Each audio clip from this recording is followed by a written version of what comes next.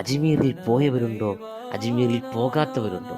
പോയവർക്കും പോകാത്തവർക്കും ഓരോ ഇന്ത്യക്കാരൻ്റെയും ജാതിമതഭേദമന്യേ ഓരോ ഇന്ത്യക്കാരൻ്റെയും അഭിമാനമാണ് ഈ ദർബാർ. ഇന്ത്യയുടെ സുൽത്താൻ അജ്മീർ ഖ്വാജ റളിയല്ലാഹു അൻഹുവിൻ്റെ ഈ തിരുദർബാർ.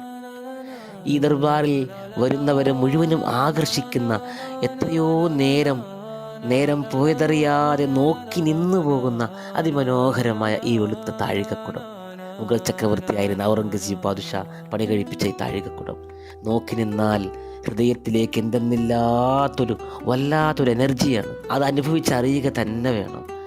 മനസ്സ് നിറയെ സങ്കടങ്ങളും ദുഃഖങ്ങളുടെ ഭാണ്ഡവും പേറി വരുന്ന ആളുകൾ, ആയിരങ്ങൾ ജാതിമത ഭേദമന്യേ ഇവിടെ വന്ന് മനസ്സ് നിറയെ സന്തോഷവുമായി അവരുടെ പ്രശ്നങ്ങൾക്കുള്ള പരിഹാരവുമായി പോയവരെത്രയാണ്. അവർ തിരികെ പിന്നെയും മടങ്ങി വരികയാണ് ഈ വിശുദ്ധ ദർബാറിലേക്ക്, ഈ ഹാജയുടെ ദർബാറിലേക്ക്. എന്തൊരു വല്ലാത്തൊരു കാഴ്ചയാണ് ഇവിടെ നിന്ന് കഴിഞ്ഞാൽ.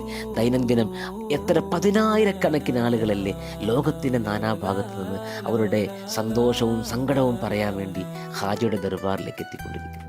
വല്ലാത്തൊരു ഫീലാണ് ഈ ദർബാറിൽ വന്ന്, പ്രത്യേകിച്ച് ആ മഗ്‌രിബിൻ്റെ ബാങ്ക് കൊടുക്കുന്ന സമയത്ത്, കുബ്ബയുടെ മുകളിലുള്ള ലൈറ്റൊക്കെ ഇങ്ങനെ തെളിയുന്ന സമയത്ത്, ആ ടൈമിൽ ഇവിടെ വന്ന് നിന്ന് ശാന്തമായൊന്ന് ഹാജയെ മനസ്സിലിരുത്തി അള്ളാഹുവിലേക്ക്, ദൈവത്തിലേക്ക്, ഈശ്വരനിലേക്ക് ശ്രദ്ധ കേന്ദ്രീകരിച്ചുകൊണ്ട് ഹാജിയുടെ മുന്നിൽ ഇങ്ങനെ ഇരിക്കുന്ന ഈ ഒരു സമയം, ജാതിമതഭേദമന്യേ എല്ലാവരും ഇത് ആസ്വദിക്കുന്നൊരു വല്ലാത്തൊരു ഫീൽ ആ സമയത്ത് കാണാൻ കഴിയും.